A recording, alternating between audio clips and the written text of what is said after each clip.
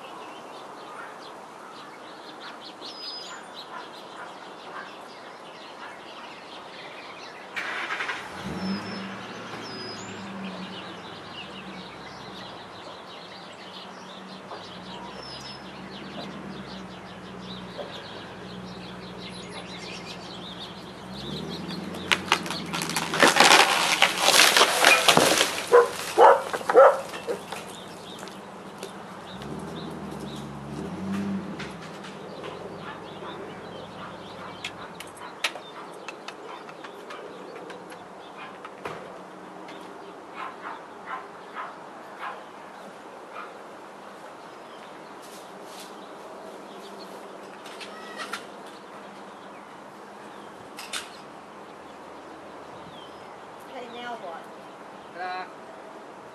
Your saw's screwed up, now what? Well, the pole part is, it's all fine. Huh?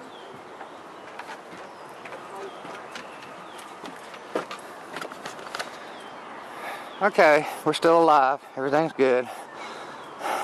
Whew.